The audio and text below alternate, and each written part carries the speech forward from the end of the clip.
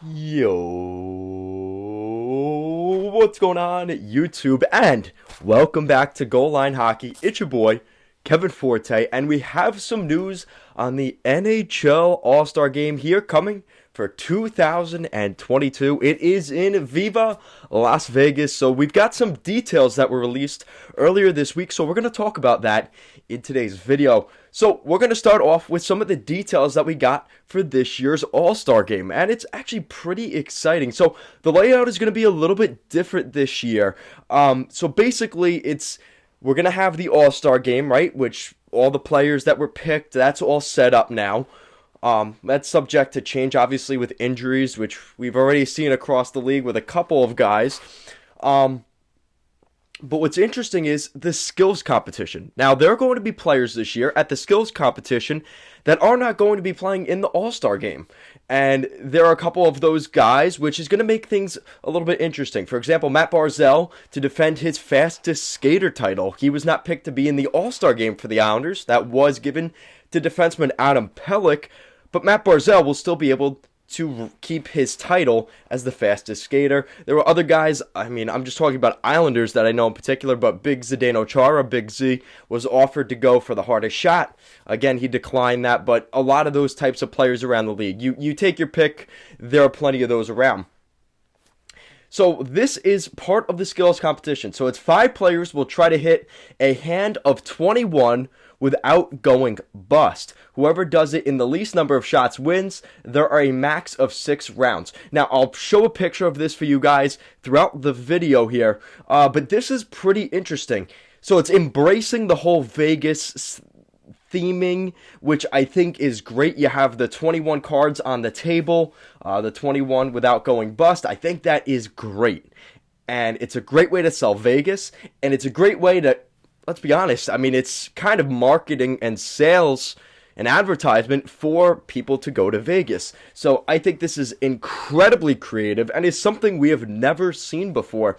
Now, what makes it even more interesting is this is going to be in front of the fountains. The fountain face-off, we're going to have that as well, where they're going to have basically floating barges in the middle of the Vegas fountains, the dancing fountains. I don't know what that's called, but they're going to have that in front of the MGM hotel.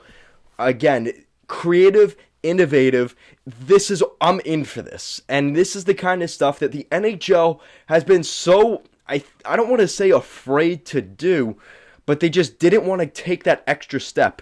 And I think this is going to be something that hopefully kind of sets the standard of what All-Star games will be like. So let's say next year they go to Florida or Miami, right? Like they were supposed to do in 2021. Maybe we'll see them in Miami out on Cocoa Beach or whatever those, South Beach, right? They go to South Beach and they're doing floating barges or something to that effect, right? Just something like that. I think this is really good for the game. And, it's going to create some buzz. Maybe from people that aren't exactly hockey fans are going to be maybe interested at watching this just to see how it plays out. And that may create more fans. Again, the NHL is trying to get more fans into the game. I don't see how this is a bad thing in the slightest.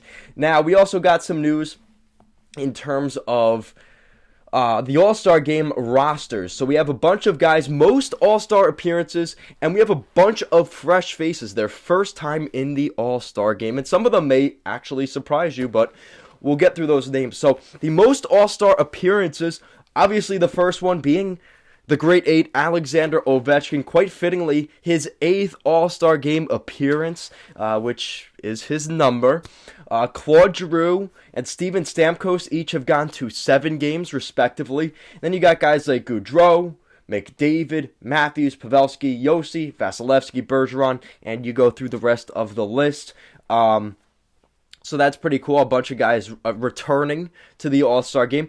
But this is really interesting, too. The first time All-Star appearance, guys, leading the list, you've got Jack Campbell, Kyle Connor, Rasmus Dahlin of the Sabres. That's pretty nice to see, right? Alex DeBrincat, Thatcher Demko, Jake Gensel, Jack Hughes, who was the first overall pick in the 2020 NHL Draft, Nazem Kadri. Boy, what a season Kadri has had over with the Avalanche, not to mention a contract year. We will be talking about that here over the next couple weeks. Kirill Kaprizov.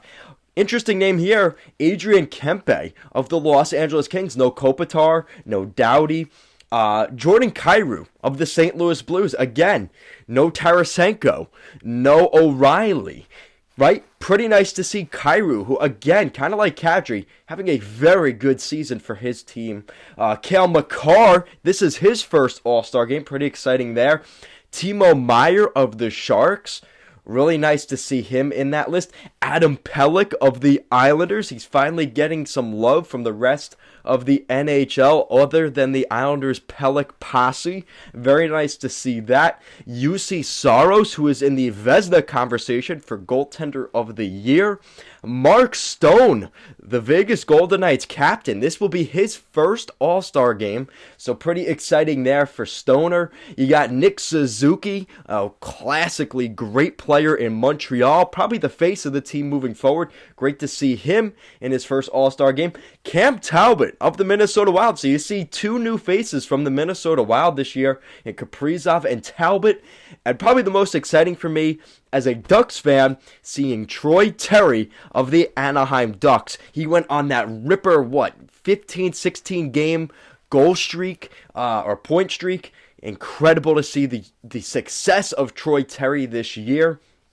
Really now over the past, really since the end of 2021 into 22. Really, really nice to see Terry round that list out.